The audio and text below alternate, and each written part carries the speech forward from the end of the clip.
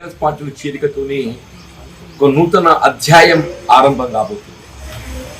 అంటే వాస్తవంగా బీఆర్ఎస్ లో చేరిక నూతన అధ్యాయంగా భావించినప్పటికీ కేసీఆర్ గారితో నాకున్నటువంటి అనుబంధం ఇప్పుడే సోదరు వసంత గారు అన్నట్టు ఏదో నాకు ఈనాడు గారు చాలా వరకు జగిత్యాల పాత్ర ప్రజానికి అందరూ కూడా తెలుసు.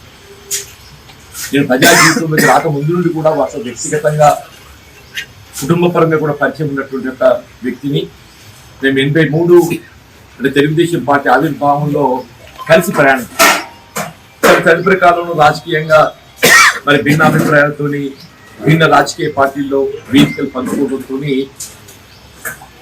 భావాలు ఒకటైనా కానీ భిన్న వేదికల్లో కొనసాగడం.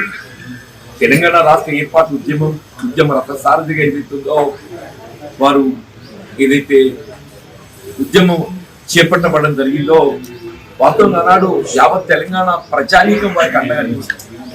2006 ఎన్నికల్లో నేను వారికి ప్రత్యర్థిగా ఎన్నికల్లో పోటీ చేయడం జరిగింది. కానీ దీంట్లో అది ఒక రాజకీయ పార్టీ ప్రతినిధిగా పోటీ చేయడం జరిగింది అంతే తప్ప ఏదైతుందో వారి పట్ల కానీ లేక తెలంగాణ అంశం పట్ల కానీ భిన్న అభిప్రాయంతో కాదు. వారు కూడా ఇప్పుడు చెప్తుంటారు వాళ్ళ జీవన్ రెడ్డి గారితో నాకు ఉన్నటువంటి అనుబంధం ఏదైతుందో ఈ రాజకీయాలకు అతీతంగా ఉన్నటువంటి అనుబంధం.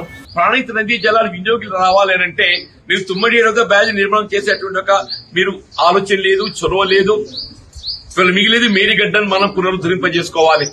ఇప్పటికైనా కానీ ఏదైతుందో ఈ ప్రభుత్వం ఇంకా 2 ఏళ్ళు ఉండబోతుందా, ఇంకా 2 ఏళ్ళు ఉండబోతుందని చెప్పంటున్నా.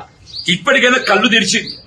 ఇప్పటికే కళ్ళు తెరిచి నిన్నదాకా ఏమనుకున్నది మేరీగడ్డ సాగు పెట్టి కేసీఆర్ గారిని దోషిగా నిలబెట్టే ప్రయత్నం చేసింది. కేసీఆర్ దోషి కాదు, ఈ తెలంగాణ రాష్ట్ర భవిష్యత్తు నిర్మాణం చేసినటువంటి ఒక స్ఫూర్తి తెలంగాణ రాష్ట్ర నిర్మాణాన్ని వీళ్ళ నిలబెట్టే విధంగా ఒక స్ఫూర్తిదాత అని చెప్పంటున్నా.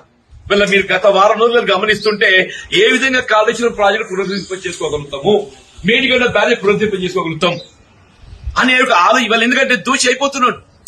వీళ్ళు 3 కాలాలు గడిచిపోయిందే ఈ వేసవితోని, ఇక మిగిలిన 2 కాలాలు.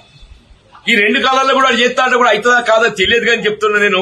ఇంతకాలం అయితే ప్రకృతి సహకరించింది, మన కరువు రాలేదు. రేపు భవిష్యత్తు ఏమైతే తెలియదు. రేపు కరువు వస్తే దానికి జవాబుదారు ఎవరవుతారు? రేవంత్ రెడ్డి అవుతాడు, కాంగ్రెస్ పార్టీ అయితే చెప్పంటున్నా. దానికి జవాబుదారు ఎవరైతారు? రేవంత్ రెడ్డి అవుతాడు, కాంగ్రెస్ పార్టీ అయితే చెప్పంటున్నా. దానికి ఏదైతుందో అదేదో ఇవాళ జ్ఞానోదయం అయినట్టు ఏదైతుందో ఏ సంతోషం. ఇప్పటికైనా వి వెల్కమ్ ఇట్.